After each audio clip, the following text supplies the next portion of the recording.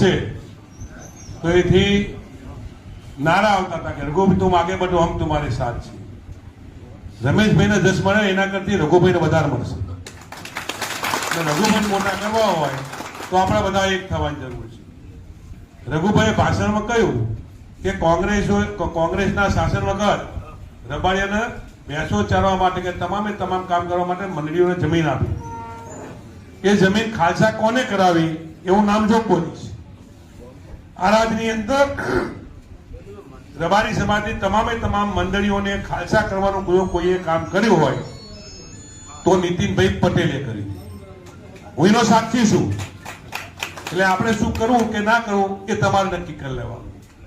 ત્રીજા નંબરની વાત, જ્યારે તમારે નાની મોટી કોઈ પણ તકલીફ હોય તો બળદેવજી ઠાકોર હરમેશ તમારી વચ્ચે આવીને ઉભા રહ્યા છે અને તમામ મદદ કરવાનો પ્રયત્ન કર્યો છે.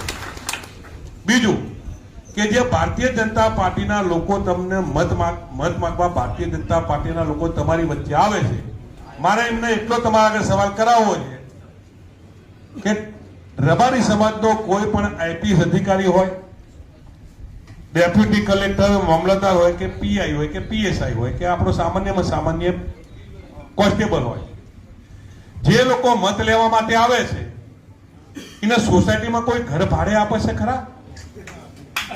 રબારી ના અપાય, ઠાકોરને ન અપાય, દરબારને ન અપાય તો એવા લોકોને મત અપાય? તમારે શું કરવું છે પેલા નક્કી કરી લો.